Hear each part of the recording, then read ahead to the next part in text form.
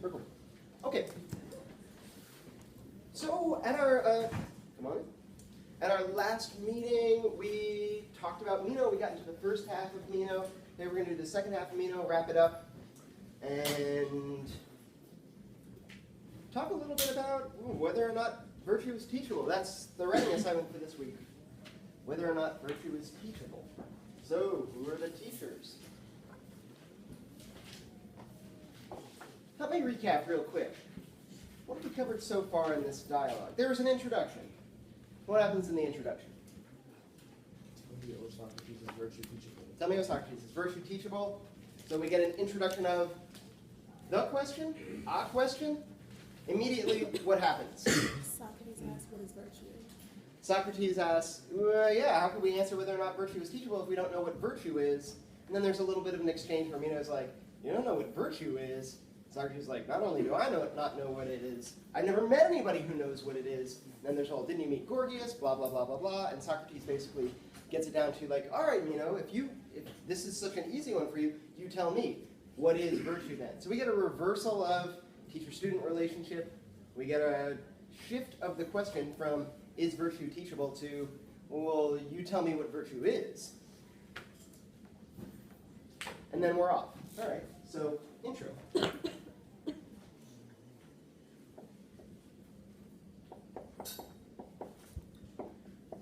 We're off to Meno's answers. How many do we get? 4. 4. What's the first one? Lots of virtues for lots of different people. Yeah. Let's call this our first swarm of bees. Why am I calling it a swarm of bees? Example they use later. First answer, lots of virtues for lots of different people, lots of different kinds of people, lots of different situations, all kinds of different virtues. And Socrates says, this is a swarm of bees answer.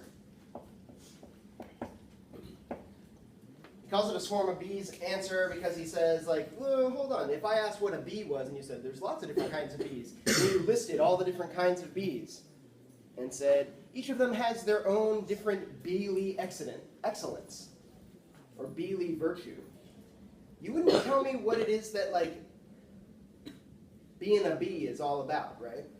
You wouldn't tell me what it is that they all have in common.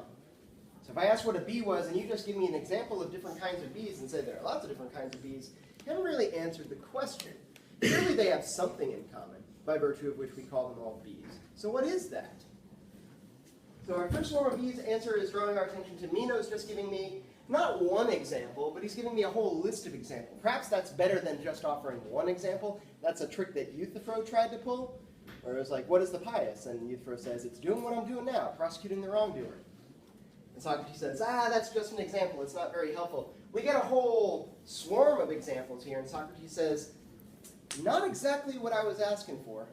I want to know what it is that they all have in common. Surely there's something. We call them all bees, after all. And with respect to virtues, surely we call all the virtues, even though they're different, right? Even if I was going to believe you that a man has a different virtue than a woman, that a child has a different sort of virtue than an adult, that being an excellent child is different than being an excellent adult. Being an excellent child is different than being an excellent soldier.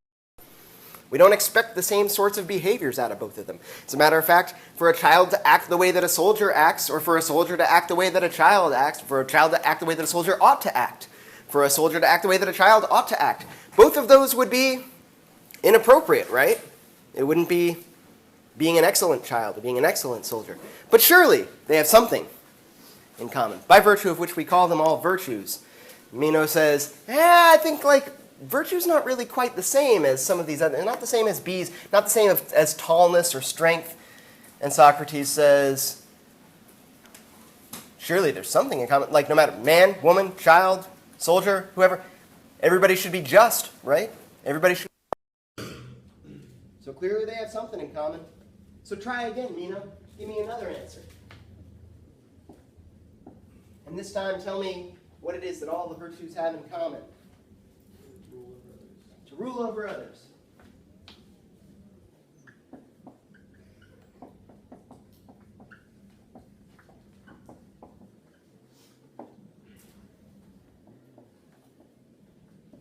And what's the problem with that answer? Sure, Will? He had earlier listed that like slaves virtuous in their own rules, and how could they be virtuous in their own rules if they don't rule over anyone? Yeah, he had just said that, in fact, he had used a slave as an example of like somebody that has a particular kind of virtue. And maybe that one sits a little poorly with us, but he mentioned children as well, right? If virtue is to rule over others, is it the virtue of a child to rule over their parents? That hardly seems right. Doesn't seem like it's possible. If everybody's virtue was to rule over others, how's everybody, if everybody's going to be excellent, we got everybody trying to rule over everybody else. Everybody's a ruler, nobody's ruled. That's a bit incoherent as well. So try again, Meno. Oh, actually, before we even get to try again, he says, even those for whom it is their virtue to rule. If we imagine some kind of ruling class, and we said, what's the excellence of that ruling class? Philosophy Club, a couple of weeks ago, this question popped up. What sorts of characteristics are we looking for in a good leader? The ability to rule over others, I suppose. But don't they also have to do it justly and moderately? Even if we just limited ourselves to talking about the ruling class, just saying the ability to rule over others, that's not enough for virtue. They got to be able to do it justly and moderately. There it is, justice and moderation. Yet again, Socrates dropping big hints for Meno here. So try again, Meno, give me a third answer. What's the third answer? Justice is virtue. Justice is virtue. Yeah, finally Meno gets the hint. Clearly it has something to do with justice, right? Justice is virtue.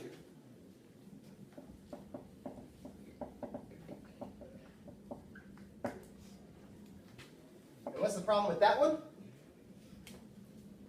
Socrates is like, well, is justice virtue, or is justice like a virtue? Yeah, is justice virtue or is it a virtue? Meno's like, huh? And Socrates is like, what we want to know here is justice a type of virtue? Or is virtue a type of justice? Does it go one way or another? What does Meno say? Is justice virtue or is it a virtue? A virtue. There are other examples of virtues besides justice. Moderation was one that was mentioned. Courage is another one that easily comes to mind. Charity or munificence, this is one that comes to mind as well. Friendliness, all kinds of virtues. Justice is only one of them, perhaps. So we have a whole bunch of different, we could maybe expand this and say justice is virtue, and we would say, like, it's actually a virtue.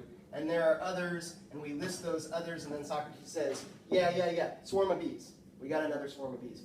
Better bees this time, for sure. A much more interesting swarm of bees than we had at first. But it's still a swarm of bees, and we don't know what it is that they all have in common. To argue that virtue is a type of justice, how many types of justice are there? Well, we know from Euthyphro that there might be at least 3. There's a type of justice that, say, has to do with how you pay what is owed to those who are your benefactors, right? How it is that you are just up this power dynamic. There might be a kind of justice that has to do with what you owe to people who depend on you. There might be a kind of justice that has to do with how you deal with people who are roughly your equals. So we could say at least those 3 kinds of justice. That also could be a different, that would be a different way of breaking up breaking up virtue into like a swarm of different virtues, right? I could say prosecuting wrongdoers is one version of justice. There are perhaps others that have nothing to do with prosecuting wrongdoers, types of justice that are outside of the legal system. And I'm not necessarily talking about vigilante justice, but presumably there's a just sort of relationship that exists between a teacher and students, right? That has nothing to do with prosecuting wrongdoers. That maybe has to do with fair grading, right? You give an assignment, I grade it fairly. Justice demands that I grade your assignments fairly.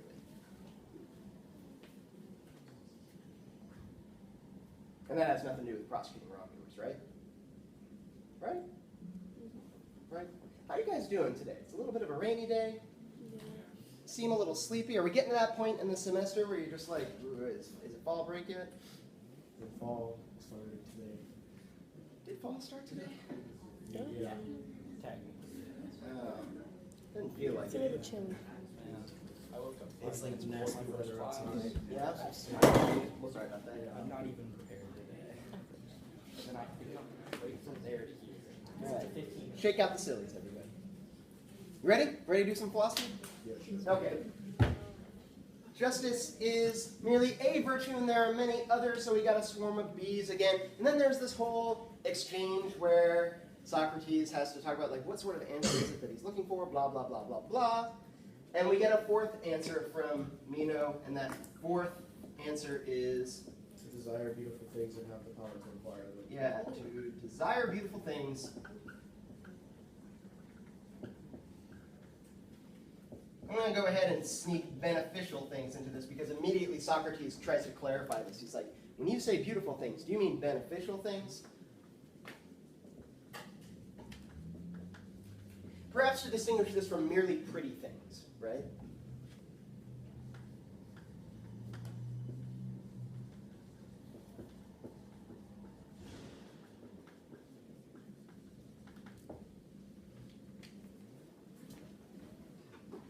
That marker is toast. What's wrong with this answer? Sam.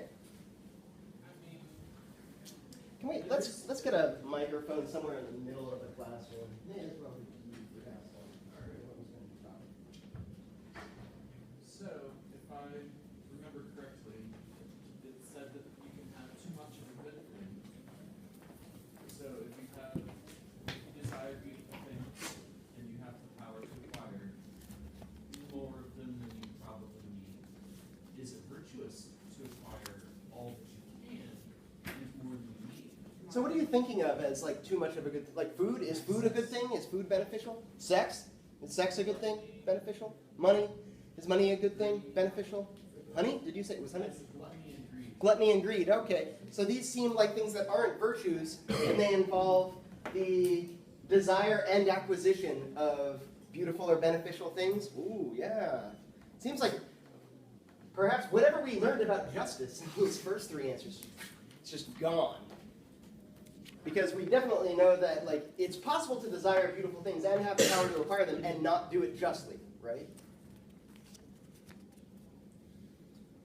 Furthermore, doesn't everybody desire beautiful things? This is an interesting little Socratic tidbit. This is the sort of thing that like both Socrates and Plato seem relatively committed to this idea. We talked about it a little bit at our last meeting, and regardless of whether or not we might be skeptical of like how universally this might apply, there's something interesting going on here with this idea that nobody desires ugly or harmful things. And when we say that at first, I think a lot of folks would balk at that idea. Like clearly lots of people desire ugly and harmful things. But then the question that Socrates shoots right back at us is like, yeah, but do they desire them because they're ugly and harmful? Or do they mistakenly think that they're beautiful and beneficial? In which case, they would still desire beautiful and beneficial things. They would just be confused about which things are actually beautiful and beneficial, which ones are ugly and harmful. In which case, well, we'll see that this ends up being like a really big deal. So there's a two-part answer here, and there's a two-part objection to it as well. Yes? I was just going to say, we started talking about that last class, and I was thinking about it, and the only situation I can think of where someone actually desires harmful things is maybe someone's suicidal. That they desire to harm themselves? Yeah. Yeah, so let's think of the suicidal person who seemingly desires to harm themselves. Yeah? Yeah, but I mean, if they are considering suicidal thoughts, it's only beneficial for them because they are no longer happy with the life they're living. Or presumably they at least think that it's beneficial to them, right? Yeah. That my life is so bad that dying would be an improvement. So physical harm, but it's a mental. Or we might talk about, it might be mental anguish. In fact, with suicides, it usually is some sort of mental anguish that we're looking to escape. And that a relief from that pain is the sort of thing that seems beautiful and beneficial. And may in some cases actually be. There was another hand. Yes? I was just saying the difference between beauty and ugly. Isn't that all subjective in the end? Ooh. What would be considered beautiful or beneficial to one person, and another person would be like, oh, that's not beneficial at all. Yeah. Oh, I need to hit this blunt right now. And You sold it. I believe you. Your friend was just like, oh no, that's vegan. Yeah. Can't do that. And yeah, that's I mean. There's a difference of opinion on what's beautiful and beneficial, right? Yeah, Does that mean that it's subjective just because there's a difference of opinion? I think so. If I think that something is beneficial for me, it is beneficial for me. But another person. Wait, hold on. I think I maybe misspoke. If I think something is beneficial for me, then it seems beneficial to me. Is that the same as it is beneficial for me? I say, if it seems beneficial to you, then it could be beneficial to you. It could be. Then again, could it not be? That's the important question. Could something seem beneficial to me? Could I think that it's beneficial, and in fact it's harmful? Wouldn't that mean that it's beneficial if you think it's beneficial? Well, that seems to be what you're saying, and I'm saying, really? If it seems beneficial to you, it is actually beneficial for you? Let's start with Omar. I mean, like an example to kind of debunk that is like someone who has an addiction to harmful drugs, such as like cocaine. They may think in the moment that doing that cocaine will give them a sort of pleasure, but in the long run it harms them and destroys their life pretty much. So I wouldn't say in that situation for a person who doesn't want to destroy their life but wants to enjoy the pleasures of cocaine, it would be harmful to them even though they may see it as beneficial. So a drug addict, for example, would this be a case? There are folks who think that cocaine, marijuana were examples. Maybe these are like borderline cases, but there are some people in the room that are like, woo, with justice and moderation, perhaps. But we could say like, crocodile or something, or suicide, right? The teenager who's like, the middle school kid who's like, people don't like me in school, I hate my life and I want to die. They believe that it would be beneficial to them to die. What do you think? Just because they think so, does that make it so? Or is it possible that the 7th grade kid that wants to kill themselves is in fact mistaken and doesn't have enough perspective on their life to really make that judgment accurately? Possibly. Andrew. Okay, so are we still talking about beautiful things? Because I would agree that there's like an objective things like this is harmful or not harmful. Well, perhaps this is why Socrates immediately shifts it to beneficial things, right? So we don't want to talk about beautiful at all because I have a question for that one. Yeah, well, that's kind of like, that's a different dialogue, right? That's symposium, is the beautiful. And we might guess, like, well, what do we think Socrates would say about the beautiful? Does he think it's completely subjective? Or does he think that, like, there is something that is like beauty, the beautiful, that, and what is it about the beautiful? Is it that, like, we love it? There's maybe something related to this kind of God-loved thing that was going on in Euthyphro, right? Something is lovable. Doesn't it have some kind of objective characteristics? And some folks might mistakenly think that something is lovable. We can think back to this idea of, like, beautiful or beneficial. Do you know anybody who's in a harmful relationship that they're like, this is good for me, and, like, you and all the rest of their friends are like, this is not good for you. Stop it. Oh, but he loves me. No, he doesn't. But I love him. No, you don't. This is a beautiful, no, it's not. You don't know what a beautiful relationship is if you think this is a beautiful relationship. And maybe we're being jerks there, trying to impose our view of the beautiful on them. That's possible too. But I'm not willing to like give up the game on this idea that beneficial is purely subjective just because people disagree about it. People disagree about scientific facts. That don't make them subjective. Sam. Going back to like people who desire cocaine or pot, I was listening to a news story, and it seems as if Singapore in particular has a bit of a meth problem because of how hard that they all want to work. Like they want to work a 20-hour day, and like what's the easiest way to do that? Take a bit of meth. Yeah. So like they all want to improve their station through their hard work. And I hear that some of them manage to smoke meth in moderation. Are they doing it justly in moderation? If they're doing it in moderation, they're certainly doing it moderately, by definition perhaps, right? We might ask a question of, is there such a thing as a moderate meth habit? Right. The question is like, And I'm willing to like entertain the possibility that like you'd have to be seriously on guard against the ramping up effect of like any kind of drug addiction, right? Or any kind of drug habit. This problem where it's just kind of like a little bit works this time, next time I need a little more, next time I need a little more. And everybody thinks like, I've got it under control until one day they don't, right? So it's difficult, but maybe you could walk the tightrope. Right. But the question I was going for, is it beneficial? Because they're doing it for the sole purpose of they can work longer and improve their station in life. But at the same time, they're smoking meth, which is... Is meth bad? There seems to be a consensus that, at least in excess... In excess it's pretty bad. Yeah, in excess it's bad. So if we do it in excess, then there's a problem. But like... But it's, yeah, I'll entertain the possibility. For the kids at home, I'm not recommending that anybody start up a meth habit. But I will entertain the possibility that there totally is a form of like virtuous lifestyle that involves the careful and responsible use of controlled substances. These sometimes tend to be difficult tightropes to walk, and maybe you're better off not meddling with it altogether. Meth seems to be one of those cases. I don't know too many meth heads, but I also don't know too many casual meth users. In fact, none. We can say the same thing about heroin. This is like one of those drugs where like it's hard to find anybody who just dabbles on the weekends. Like you either don't use heroin or you are a junkie. Yeah. So one of the issues that Socrates raises in response to Meno's definition is about the wisdom to discern what's good versus what seems good. Yeah. But there are other ones too, and I think whether or not this is a subjective or an objective matter, the definition is still problematic. Hence the aphoretic dialogue, right? They're looking for a definition and having trouble finding one, right? Yeah. Yeah. Now, if it was subjective, then it really is. Like, everybody gets their own definition.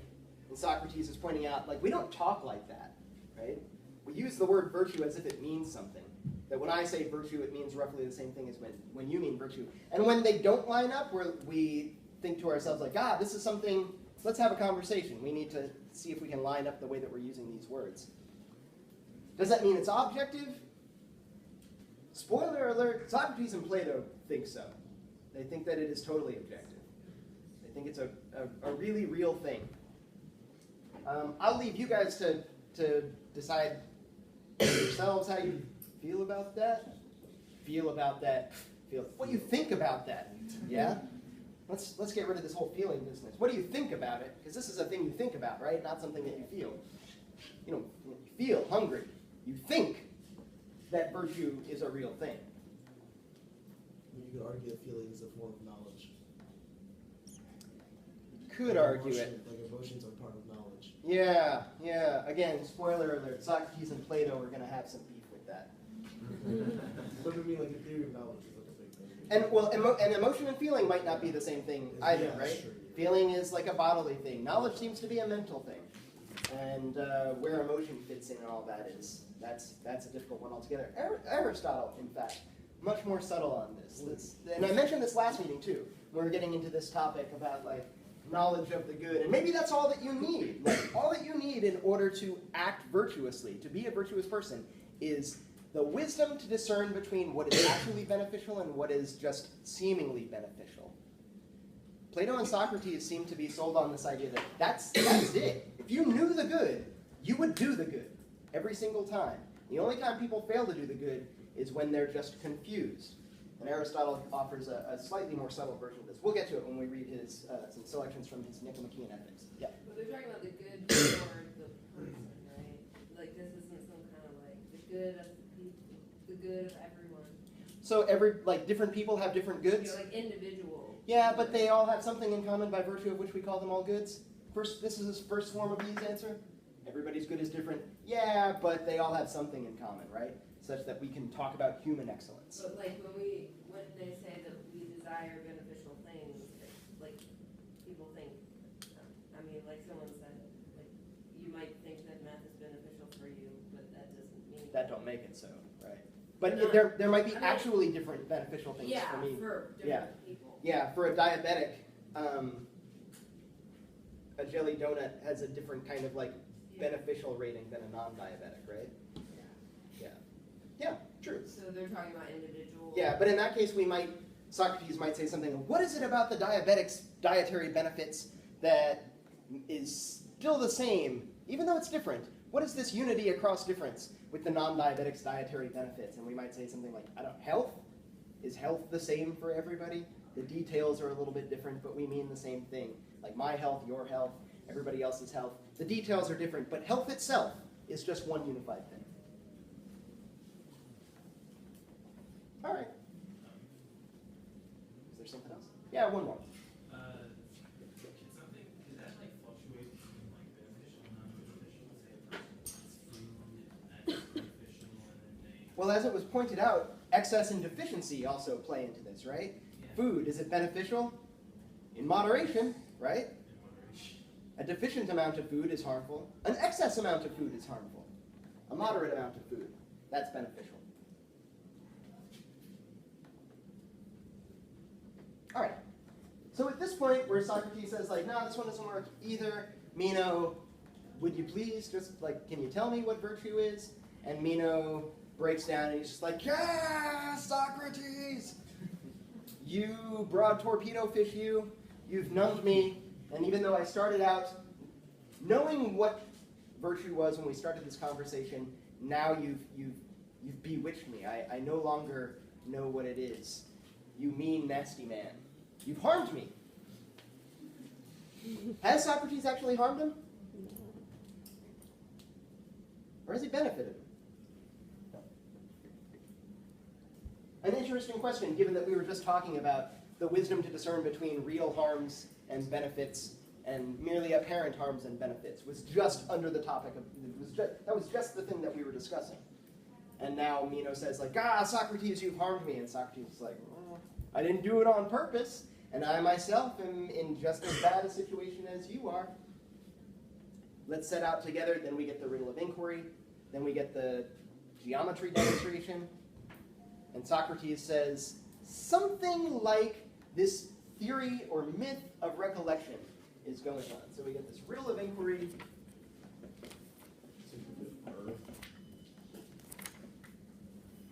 and then myth or theory of recollection or anamnesis. What time period is this dialogue within Plato's career? Is this like a middle or early? This is late early. Late early, okay. This is late early, yeah. And like to everybody's best guess. You can get a sense, by the way, of like where the best guess of like the timing of these dialogues by looking at the Stephanus numbers. It's before the Republic, right? I believe it's before the Republic. We can find out. Let's look at Republic. Yep, before the Republic. Stephanus numbers on this, like in the 80s. Republic in like the 400s. Okay. Oh, that's why it starts. Okay, I was wondering why the Republic starts. Notice Euthyphro starts at 1. Yeah. That's the first one, the earliest one, right? Yeah, that's why I was wondering why the Stephanus numbers were like in the Republic started like in the hundreds, and I was like, oh, why? Yeah, because it's a later dialogue. Okay. Riddle of inquiry, and what is that riddle of inquiry? I can't search for knowledge about something if I don't know what I'm looking for. I can't search for knowledge for things that I don't know. Yeah, if we know it, we can't search for it because it's knowledge, and to know it would mean you already have it. You can't search for something that you already have. That's ridiculous. And if I don't know it, I can't search for it either, because it would be pointless to search for it, because even if I stumbled right upon it, I wouldn't know what I had. So it seems like inquiry, the search for knowledge that one does not have, is this impossible thing. And Socrates says, I don't know about that. He offers a demonstration by way of this geometry lesson that he gives to Meno's slave. And he offers up this myth, maybe, theory, maybe, of recollection, where he's giving a kind of a somewhat Pythagorean take on the soul and its immortality, and that the knowledge was in us from before we were born, but we've forgotten it in being born, and now we just merely have to recollect it. He refers to this coming to knowledge as a recollection of something. So if there was, for example, if there was like a real capital B beauty, if there was such a thing as the beautiful, it would be something that like we all had in our souls, but we've forgotten it. And we just need to recollect it somehow. Is Socrates completely committed to this? I don't, he says specifically that he's not necessarily committed to it. Socrates says, and if the truth of all things always existed in the soul, then the soul is immortal, wherefore be of good cheer and try to recollect what you do not know, or rather, what you do not remember. And Meno says, I feel somehow that I like what you're saying. And Socrates says, I like what I'm saying too. Some of the things that I've said are things that I'm not altogether confident about. But here's something that I am confident about. That we should be better, braver, and less helpless if we think that we ought to inquire than we should be if we indulge the idle fancy that there was no knowing and no use in seeking to know what we do not know. That is a theme upon which I am ready to fight. And I would hope that you would want to fight with me on that. If anybody said differently, them and me are going to have words. Does that seem plausible? We're going to have plenty of time to reflect on the extent to which we really believe that theory of recollection, or that myth of recollection, theory of anamnesis, when we read Phaedo. But for now, let's take a look at the rest of this dialogue. Because after this, where Socrates has presumably proven to Meno, or convinced Meno, that this myth of this riddle of inquiry is not actually a barrier to them going forth and trying to figure out what virtue is together, despite the fact that neither of them knows what it is. Socrates says, all right, are you ready to do it? Let's do it. Let's find out what virtue is. And Meno says, you know what I'd like to do instead? I'd like for you to tell me whether or not virtue is teachable. What a little shit. Just forgotten the whole thing. As soon as it's his turn to actually do something, right? Socrates is like, I've convinced you, like we need to do the work. We need to go forth and do this together. And Meno says, no, you tell me, O Socrates, is virtue teachable? Right back to the beginning. And Socrates says, I told you that we couldn't do this until we figured out what virtue was. But since you are such a demanding and beautiful young man, I must indulge you. We're not going to do the whole method of Elenchus anymore. There's no more, Socrates says, will you tell me what you think, Meno, and I'll ask questions and cross-examine you. This is off the table. The reason why it's off the table now is Meno has clearly demonstrated that he's just not up for it. He's not willing to do the work that the method of Elenchus requires. It takes two to tango here, right? Socrates says, Meno, if you're not going to play this game, then I'm going to do this myself. We operate under a slightly different model. Now we're using the method of hypothesis. And in the method of hypothesis, Socrates says, well, let's think about like what would the best possible argument for be for thinking that virtue was teachable. Let's think of what that would look like. And then once we've done that, let's think of the best possible argument for thinking that virtue wouldn't be teachable. And we'll see if maybe it's clear that one of those has a better argument. This is a fairly decent way to try to do this whole philosophical inquiry thing by yourself rather than doing it with a partner. In fact, we might say you would be having a conversation with yourself. Kind of dress up one position, like, I think virtue is teachable because blah, blah, blah, blah, blah. I think virtue is not teachable because of blah, blah, blah. It's just like that, right? It's a dialogue with yourself. So in this method of hypothesis, Socrates says, first let's consider this idea that maybe virtue is teachable. After all, we have this question of, is virtue knowledge?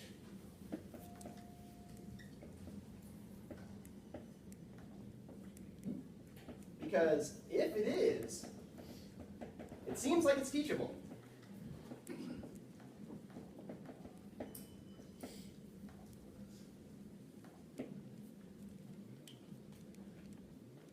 Two parts to this. One would be, if virtue were knowledge, then that would mean that it was teachable. And the second one is this question of like, well, is virtue actually knowledge, right? Let's start with this one.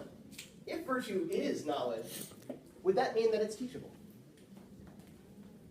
Is anything else teachable besides knowledge? Is all knowledge teachable? Meno seems to accept this rather uncritically. Are you willing to accept it? Yes. Kind of like Thomas Nagel, you can't know what it's like to be a bat, I suppose.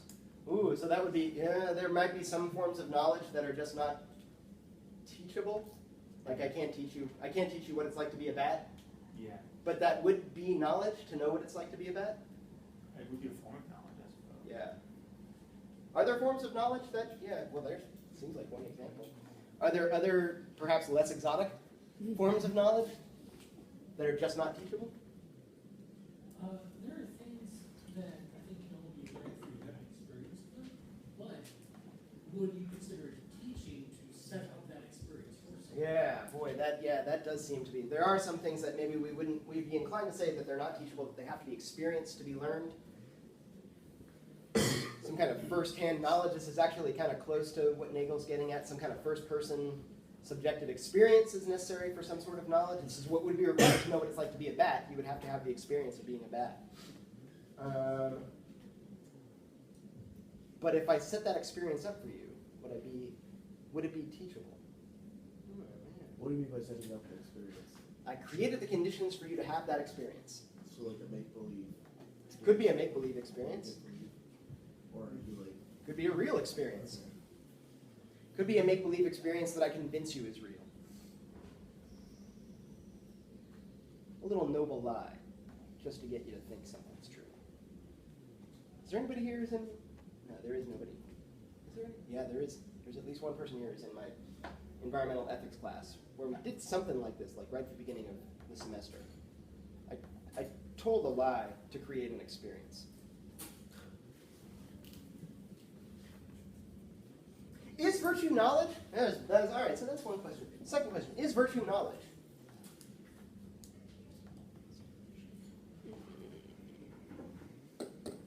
Remember what we were saying in the response to definition 4? Do you have to know the difference between beneficial and harmful things in order to possess virtue? If we call you virtuous if you had no idea what the difference between beneficial and harmful things were. Actually beneficial and actually harmful things. Would that count as virtue? Would it count as human excellence? This seems to be a key, and Socrates seizes upon this. He seems to be suggesting that because of what we said earlier about the seeming necessity of knowing the difference between beneficial and harmful things, and not being fooled into thinking that beneficial things are harmful and vice versa. Has this ever happened to you, by the way? Has there ever been anything that you're like, I think this is a really good thing, and people have tried to convince you that, like, nah, it's not? Like education, for example. You're like, I want to learn stuff. People are like, nerd. You don't want to be a nerd, do you, nerd? What do we got? Nerds reading their books, nerd. Trying to tell you that somehow something that's beneficial is not beneficial, that it's not a good thing to have?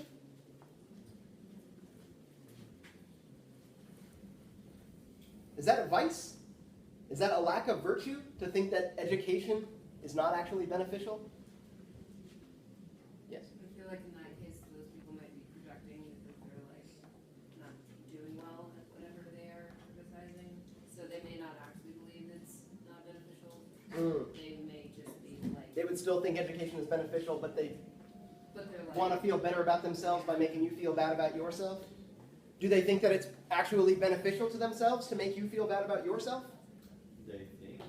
Are they wrong about that? Yeah, they're wrong about that. I mean, it'll make you feel. Is that a character flaw? Is that somebody who's lacking in human excellence somehow?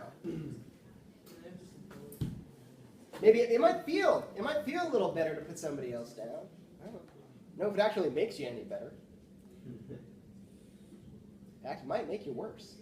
Yep.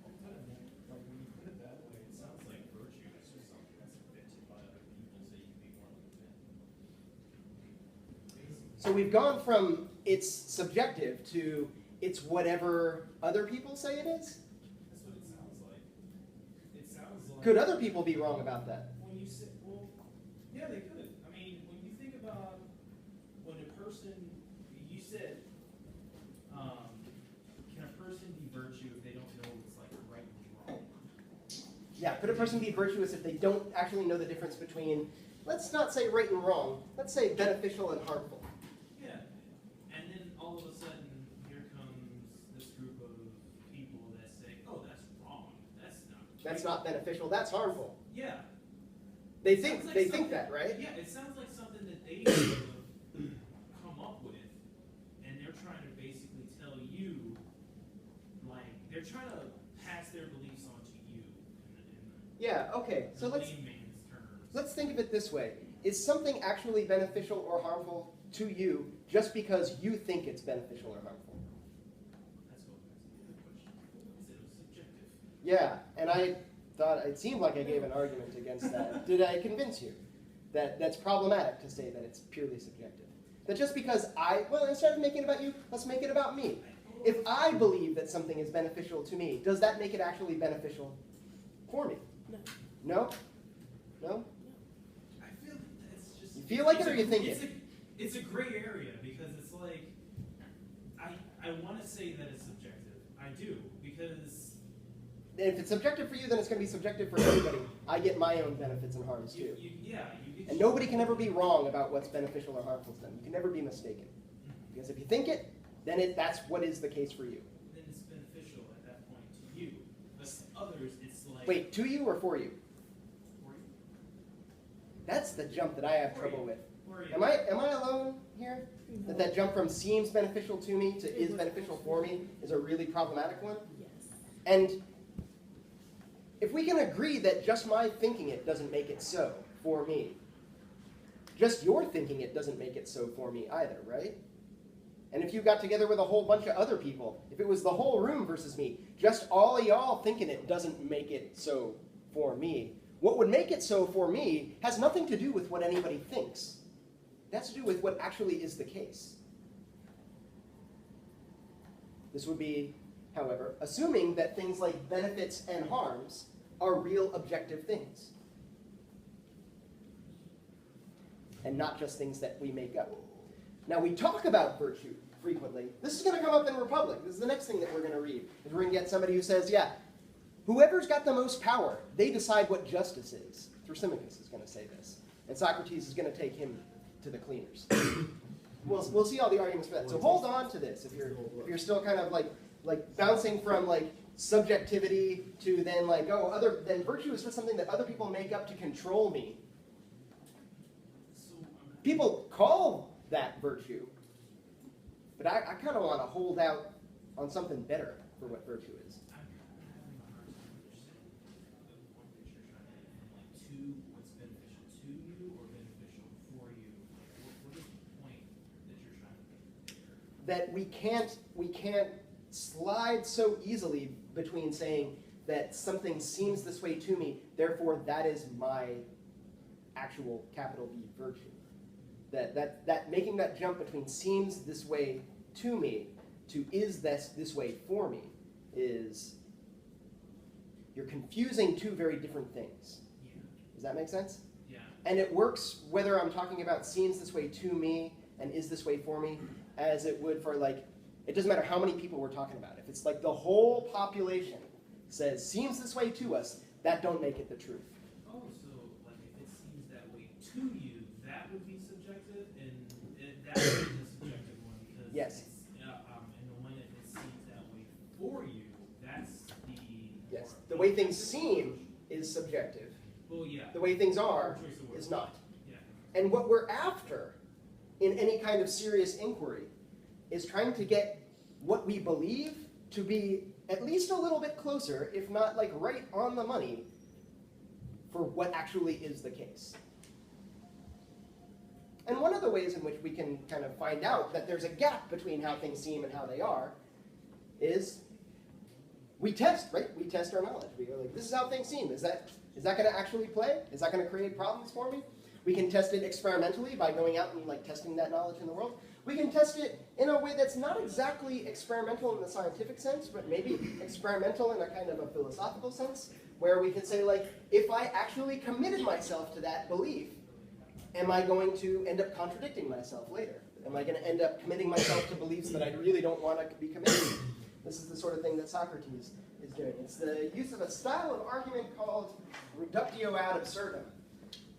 Latin for reduction to the absurd, where we say, like, if you believe that, then a logical consequence of that belief is this other completely absurd belief. And if you're not willing to commit to the absurd belief, then you need to get rid of the thing that led you there.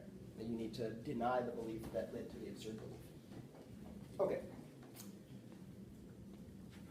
I just kind of thought while the whole conversation was going on.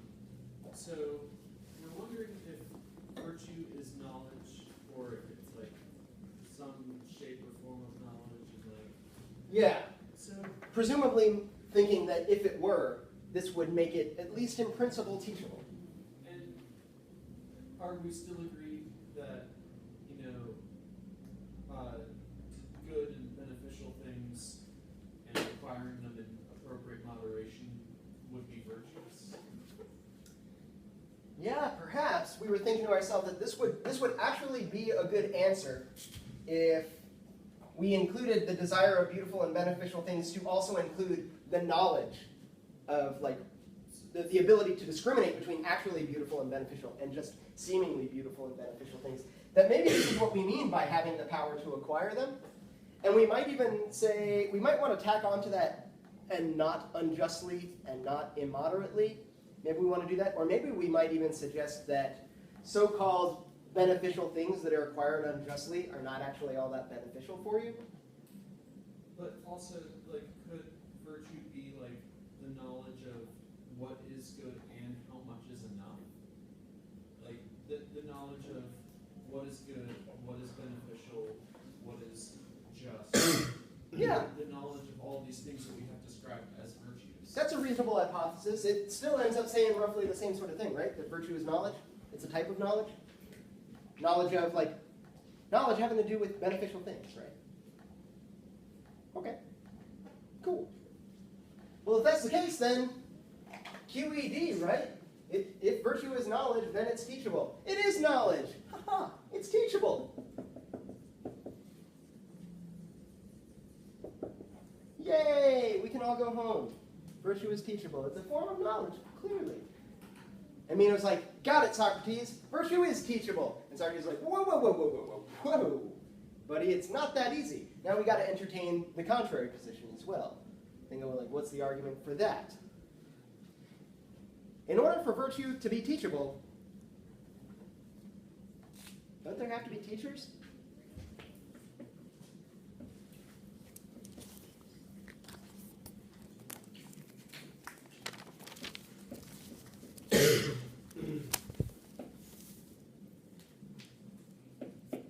Seems like the answer would be no, right? If there are no teachers, then virtue would not be teachable. How could you have something that's teachable with no teachers?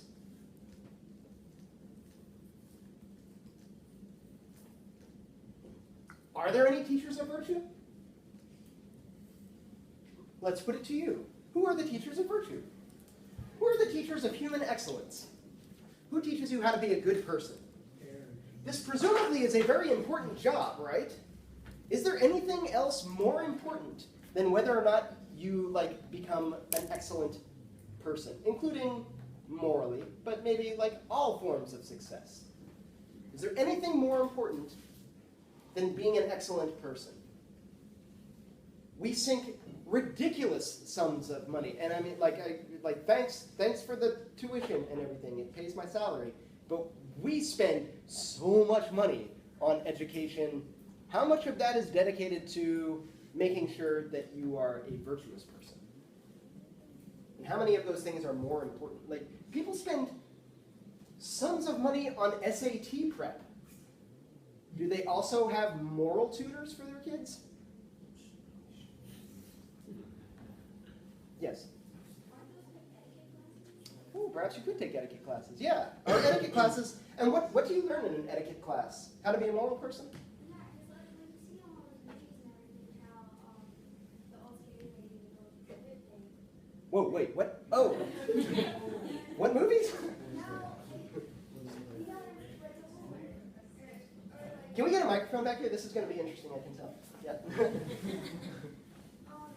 but like the old lady with the ruler, Oh, that teaches you, like if you, so like if I put my elbows on the table, I get like slapped on the wrist or something like that. This is how I learn how to be a good person? Well, like, Potentially? I took some etiquette classes when my parents sent me, like I went once. My parents sent me to these etiquette classes and it was like, this is how to do a proper handshake. This is how, like, if you're at a cocktail party and you have a plate and a drink and you're standing up, this is how you hold it. If you're sitting down, this is how you do it. And all of these things. This is where the salad fork goes. This is where the dessert spoon goes. That didn't seem like it was the difference between me being a good or a bad person, though. they also teach you how to like talk to people and like say what you mean more articulately. Articulately. So is that part of being it does seem like it's a big part of excellence, right? Like a person who can't express themselves clearly and politely has some work to do. They're not fully excellent just yet. That certainly seems to be part of it. Are there bigger parts of it that are missing that don't somehow seem like they're not being represented? I agree. Etiquette is a thing. If it seemed like I was poo-pooing that, I want to make sure that everybody knows that I don't actually think that. I think etiquette is a really big deal and it's overlooked. I'm not sure if what gets taught in etiquette classes is really etiquette. Some of it I think is just conventions that have nothing to do with whether you're like a good person or a bad person. But some other stuff like Dear Abby columns and stuff like that, some of that is actually like really good advice about how to be a good person, depending on who the advice giver is. Some of it is actually not too shabby. Yeah. I guess what I'm trying to say is like more not now, but traditionally, like way long ago, when say a girl would go, she would be taught simple reading, taught how to do all these tasks, taught how to be like nice, polite, like how to be a woman basically. How to have womanly virtues, Yeah. feminine virtues. So in essence, they're teaching you how to be a moral, saving person In the way that's appropriate to the sort of person that you are. Yeah. Yeah. But, like, they're also teaching you, like, 'cause everybody has their own form of morality. Like, I believe it because, like, you can't teach me, like, my parents can tell me something, but I'm going to do what I want regardless. But, like, not in a bad way, but, like, in Yeah. a respectful way. I can choose to listen. Or in a disrespectful way, if that's what you want to, because that would be your morality, perhaps, right? But, like, everybody thinks, But it's like, just because they think it, don't make it so, though, right? Like some people think genocide is a good idea, some people do it. and some people do it. Those are, going out on a limb, those are bad people, right? No. Yes. No? Yes. Dude, genocide is terrible and awful and the worst, but I don't think there's like bad people and good people. So there are just no such thing as bad people. Are there bad actions? Yes, of course. Would you be okay if I just said, like, when I say bad people, I mean folks who seem resolutely devoted to doing bad actions? I mean, then that's how you describe them. They're devoted to doing bad actions. Sure. I All wouldn't right. call them a bad person. Would I say that they have bad character? Yeah, Okay, so you're okay with bad character. yeah. All right. But they're not So like like as a person. those people have bad character. Those people have immoral tendencies. There is something wrong with their soul. It's sick. That's what I'm trying to get Is that at. fine? Can I do that? Everybody has their own morality, and maybe it's Sounds moral, but it's theirs. Wait, everybody has their own morality in that it seems that way to them, or it is that way for them? Yeah. Everybody justifies their actions in a certain way, so to me, that's their morality. Like, two people who do the same thing and perceive it in a different way, but it's all about perception. Does that make sense? It's only about perception. No. There's nothing more to morality than perception. Well, in your actions, there's all consequences with everything, but like. Perhaps. So like if I murdered you, then like there would it wouldn't be wrong unless I thought it was wrong. No, I'm saying like everybody perceives everything a different way. So it wouldn't be wrong or right if I murdered you. It would. Some people would think it was right. Some people might think it was wrong. And there's just no truth about whether my murdering you was right or wrong. So That's a bold claim. I'd be interested to see if you could actually live according to that. I mean, you would be dead. Yes. You would be murdered. And it would mean that like the word should or ought would just like we just strike that from everybody's vocabulary. Anytime I say this is what we should do, and they'd be like, oh, should, what the hell is that? That's just what you think. There is no actual should. You should say, to me, it seems like we should. That's like the only thing that we, and then somebody else say, to me, it seems like we should. And now where do we go? I've talked about how things seem to me. You talk about how things seem to you. And we go, nice talking to you, and we go our separate ways.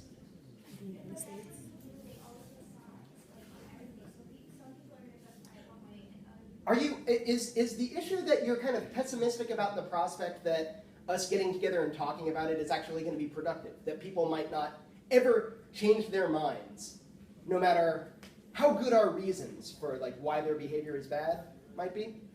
I think I might be less pessimistic about that. I think that people can change their minds about what they think is right and what they think is wrong. And I think I might even believe that there is such a thing as really right and really wrong. And even if that wasn't true, even if right and wrong was just an idea that we invented, like a bicycle is something that we invented, I think there are better and worse ways of making bicycles. And we can, or what seems like better and worse ways of making bicycles, and that it's a worthwhile activity for us to get together and talk about how to make a better bicycle. Oh. Yeah. So we all have our own different ideas about like what right and wrong is. Would there be some benefit to us getting together and trying to make our ideas about right and wrong better? All right, that's all we're doing here. Or, no, maybe it's not all we're doing. Or maybe it doesn't matter. Maybe we can think that like there is an actual capital R real, capital R right, and capital W wrong. Maybe we can believe that it's just an invention, but it's an invention that could be improved or worsened. Either way, I think our activity is going to be roughly the same. We're going to get together and talk about the reasons for why we should believe that certain things are right and certain things are wrong. Does that seem fair enough? All right.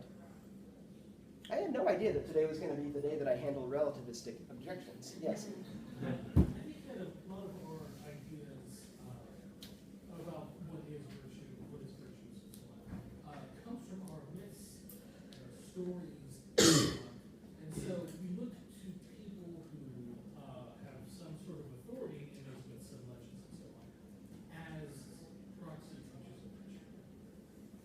That's one, yeah. So perhaps this is one of the places that we learn about virtue from? Myths, stories, and authority figures? Yeah, I'm thinking of like religion. A lot of people consider their religious figures teachers. Those are the teachers of virtue. Ostensibly. Yeah. You guys believe that? Churches are the teachers of virtue. Yeah. So I was thinking To something. be clear, I'm not saying that they are, but Lots of people seem to act as if they believed that churches are the teachers of virtues. And this is why we pay so much money to send our kids to like the best Sunday schools. The best private schools. Oh, but that's not, the best private schools where they teach religious virtues? And we tie to the Catholic Church or donate to religious causes or religious candidates, thinking it all leads back to virtue.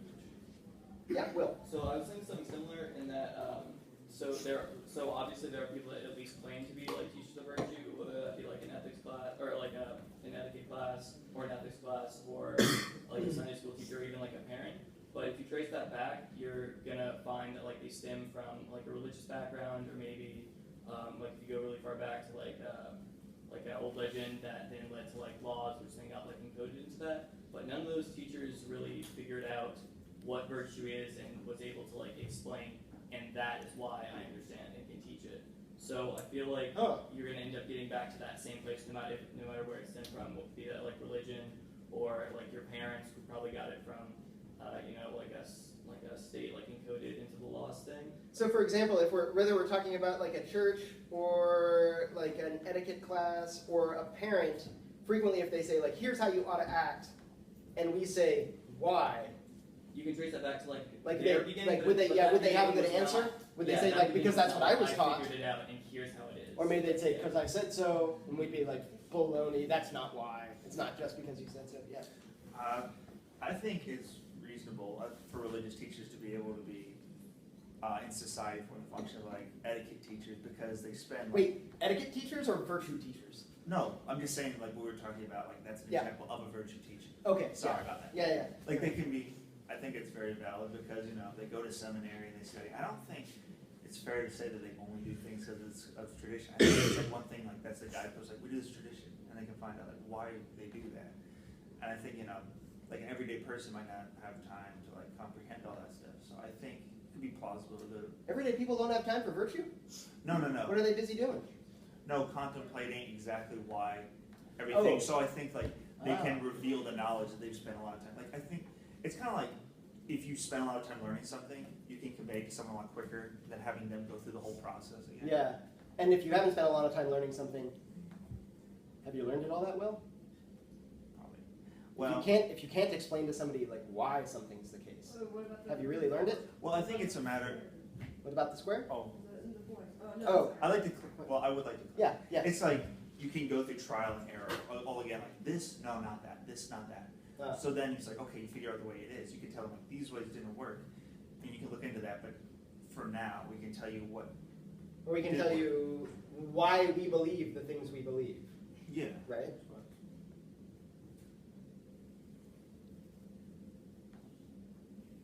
Do you have beliefs about how people ought to act? About what constitutes a good life? Can you tell me why you believe those things? Is the answer because that's what I was taught? Well, I feel like for all of us that'll be the answer. But again, even if you do trace that back, it's not gonna stem back to someone being like, this is virtue, and here's me explaining why this is virtue. It's not, you can't find like the absolute. It's not going to be a definition of So, virtue. like, are there teachers? It depends on if you're going to define teachers as people that claim to, or even have like a tried and true like method of like, it's been like developing like what is virtue over time. It's not going to be that absolute. This is what virtue is. So if that's what being a teacher needs to be, like to have that possession of Somebody who can give you the definition of this is what virtue. it is, then no, there's not teachers. But if you're willing to be more flexible, then I'm willing to be as flexible as it takes. well, then everyone is a teacher that says that they're a teacher. Right? Everybody that says they're a teacher of virtue Well, is if a teacher of if virtue. we're going to be completely flexible. This is what Anitis says, right? Yeah. Socrates says, hey, there's Anitis. Call him over. Anitis, by the way, ends up being, and readers of this dialogue in Greece would know this. Anitis is one of Socrates' 3 accusers. Puts him on trial for impiety, corrupting the youth and inventing false gods. So Anitis is a bit of a bad guy. If Socrates is a good guy, then Anitis is a bad guy. Or a guy with bad character. A guy who does a bad thing. If we think that the execution of Socrates is not okay. Socrates calls him over and he's like, hey, I was talking to my friend Meno here about learning virtue, and we decided that it was totally teachable because it's a form of knowledge, and I was thinking that this is such a valuable thing that we should know who to send him to in order to be a better person. Who is it that we should send Meno to? And Socrates says, I was thinking that it's the sophists because that's what everybody says. That's what, like all of the wealthiest people, this is what they spend their money on, hiring sophists to teach their children how to like make better arguments and do stuff like that. And that's what makes them into excellent people. That's what raises them in public esteem, right? This is what, like all the folks who get called great, they've had that sort of education. Is that who we should send them to? And Anitis is like, shush, Socrates, don't talk like that. The sophists are a plague upon the city. You want to send Meno to people who are going to tell him how to be a better person? Easy. Send him to any Athenian citizen. Anybody. Anybody's up to the task. Now this doesn't seem like it's quite what you meant, Andrew. You weren't saying that anybody is as good a teacher of virtue as anybody else. Or was that what you were saying? No, that's not right. Okay. Not everybody's as good. Yeah. But everybody could be a teacher of virtue? There's potentiality. Many of us pretend to be? Yeah. Who are the, like, if this is something that's so valuable, you'd think we would have figured it out. Perhaps, we have this problem. Everybody's got a different idea of what virtue is. Start out, everybody's got a different idea of what science is. We send them to the best teachers. Everybody comes out more or less agreeing about what science is. We have trouble doing this with the good life. Anytus says, send them to any Athenian citizen. That'll do. And Socrates says, oh, really? Then how do you explain all of these great men who, like, unquestionably exhibited human virtue? Goes through a whole list of, like, heroes of Athens, and then points out that all of their sons were just rotten little jerks. Pale shadows of their fathers. If any Athenian citizen would do, then how come the sons of Pericles are so awful? Is this a thing that happens? That, like, people who go to Sunday school at good churches don't actually turn into moral people necessarily? Yes. Sure, I know a lot of people from Catholic school, they're not. They came out awful? Yeah. Is it the case that children of good parents are sometimes awful kids? Yes. Is it that the parents don't care enough about teaching their kids how to be better people? Sometimes they're just messed up. They're just irredeemable? Bad people? I'm like, no. Yeah, okay. They have bad things about them. That are unfixable. Right. But they I don't know can't what get- bad people means then. But like, okay, but That's not bad how people. much of bad has to be in a person for you to say, oh, that's a bad person? Like, Okay. 55% Yeah. of bad. Fair enough. Fair enough. Yeah, the boundary cases are going to be tough. We might, point at some Hitlers and be like, he would wherever you draw the line, like probably Hitler. He's an example, right? But, maybe not. No, please do say something. Oh, Rosenfeld, you just twist my words around and do me harm. No. Run me like a raw torpedo fish. Torpedo fish. No, I still stand by what I said. I Good, just don't want good. I don't want people to hate me because Would it matter if they hated you if they were wrong? but I think it's up to everyone else to determine their opinion for themselves. So they wouldn't So you're not necessarily- interested in helping them. I mean, they wouldn't necessarily be wrong. They would just have their own. They would have their own opinions. That wouldn't make them wrong just because they disagree with you. Yeah. It wouldn't make them right just because they had their own opinions, though, either. Right. Yeah? You seem excited. I am curious though. I'm genuinely curious. Oh, wait. Before we expand on that, we do a little bit of territory to cover. Still in this dialogue. I want to make sure we take care of it. That's not necessarily the right thing to do. It's what we're going to do because I'm in a position of power.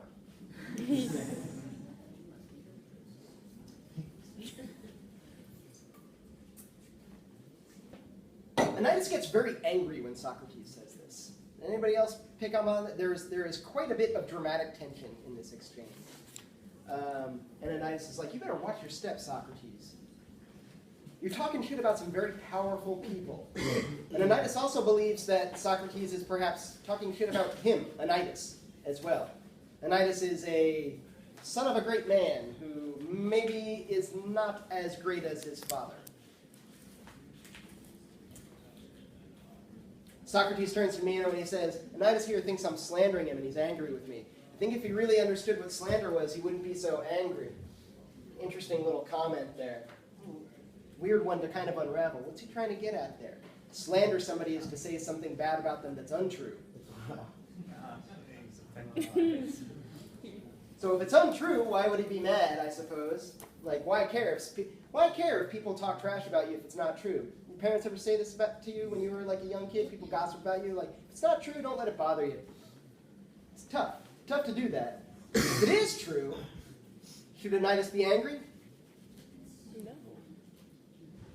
No. If it is true, he's got some work to do on himself. Socrates is saying, like, hey, your zipper's down, or you got spinach in your teeth. That's a friend, right? Who does that for you?